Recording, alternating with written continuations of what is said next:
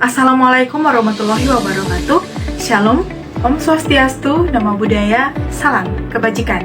Pada saat ini, saya, Jessica Febrianti Manalu, merupakan mahasiswa dari Universitas Negeri Medan, jurusan Pendidikan Sejarah, dengan NIM 32431210229, ingin membuat sebuah tugas, yaitu pada mata kuliah Sejarah Afrika, di mana pada video ini saya akan membahas sebuah topik mengenai analisis geografis dan demografis benua Afrika, di mana ada beberapa hal yang akan kita bahas. Yang pertama yaitu gambaran umum alam Afrika. Kata Afrika awalnya ialah Aforika, yaitu sebutan untuk menandai daerah-daerah koloni bangsa Kartago yang berpusat di negara Tunis sekarang.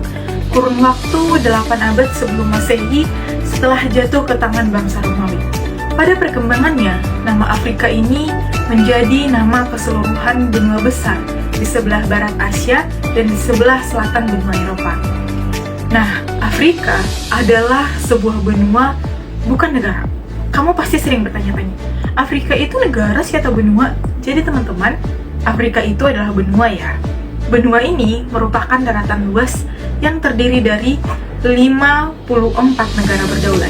Benua ini merupakan benua terbesar kedua yang ada di dunia, yaitu meliputi sekitar 20% daratan bumi dengan luas sekitar 30,22 juta kilometer kuadrat dan dihuni oleh sekitar 1,4 miliar penduduk. Benua ini merupakan tempat asal-usul manusia pertama. Mereka memiliki keberagaman iklim dan bentang alam yang luas. Benua ini punya teman-teman keberagaman iklim dan bentang alam yang luas, termasuk gurun Sahara, hutan hujan tropis, serta kaya akan keanekaragaman hayati. Afrika dipercaya sebagai tempat asal manusia pertama, di mana garis evolusi keberadaan manusia mulai berbeda sekitar 7 tahun yang lalu. Terdiri dari berbagai wilayah geografis, termasuk pegunungan, gurun luas seperti gurun Sahara, hutan hujan, dan sabana seperti yang saya jelaskan tadi. Uniknya, benua Afrika memiliki keberagaman iklim. Nah, benua ini terbagi menjadi beberapa bagian.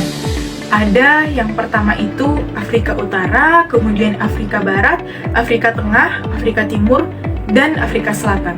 Nah, pembagian ini didasarkan pada lokasi geografisnya, dan di setiap wilayah memiliki karakteristik serta negara-negara yang berbeda.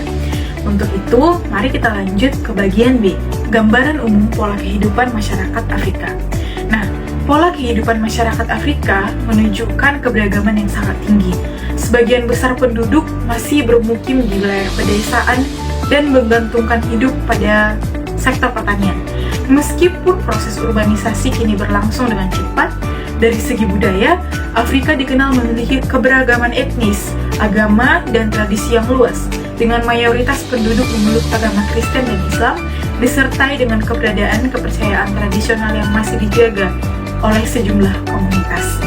Namun, kesejahteraan masyarakat di berbagai wilayah masih menghadapi tantangan berupa keterbatasan infrastruktur dan perumahan yang kurang layak. Nah, di Afrika, orang lebih sering berkelana jika dibandingkan dengan Eropa.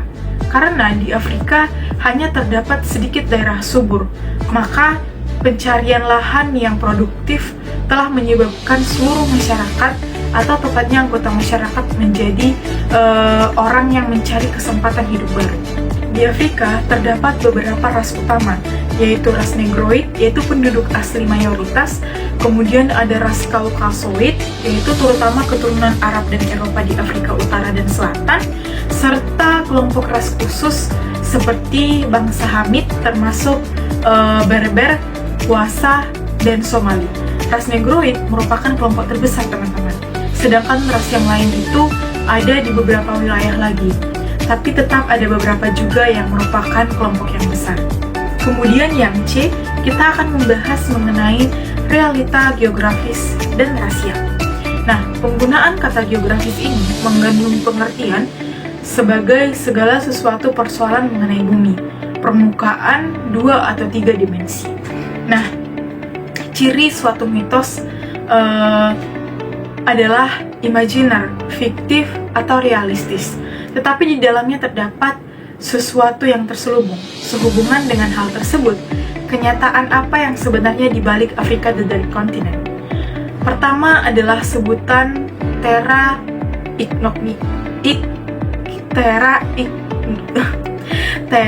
Incognita, tanah yang tidak dikenal.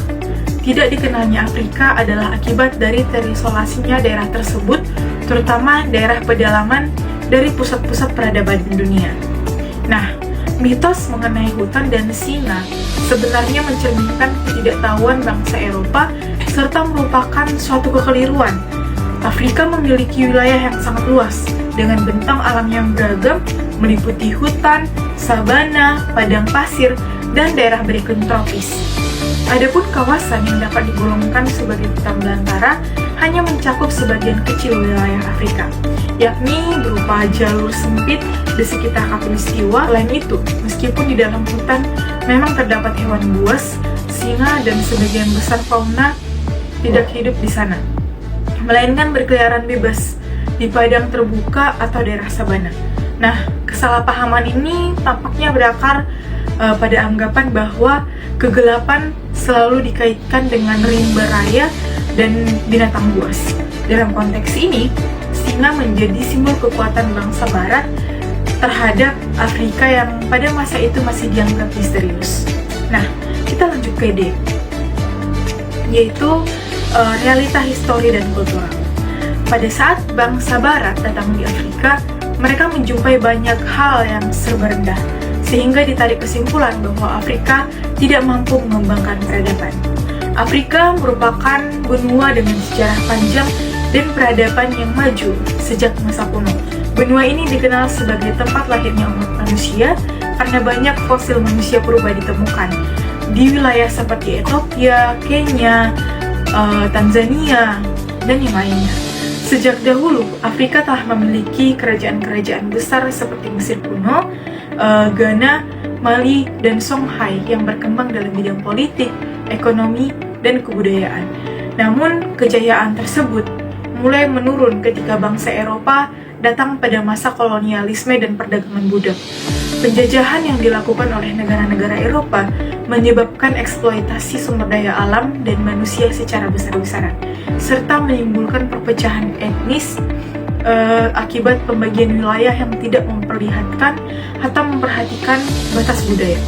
Setelah memperoleh kemerdekaan pada pertengahan abad ke-20, sebagian besar negara Afrika menghadapi tantangan berat dalam membangun stabilitas politik, ekonomi, dan sosial akibat warisan kolonialisme tersebut. Secara kultural, Afrika merupakan benua yang sangat beragam. Terdapat lebih dari 1.000 kelompok etnis dan ribuan bahasa yang digunakan di seluruh wilayahnya. Masyarakat Afrika menjunjung tinggi nilai kebersamaan, solidaritas, dan gotong royong yang menjadi ciri khas kehidupan sosial mereka. Dalam hal kepercayaan, penduduk Afrika menganut berbagai agama seperti yang saya jelaskan tadi. Dan selain itu, ekspresi budaya mereka seperti musik, tarian, seni ukir, dan tradisi lisan memiliki peranan penting dalam menjaga identitas dan mewariskan nilai-nilai leluhur.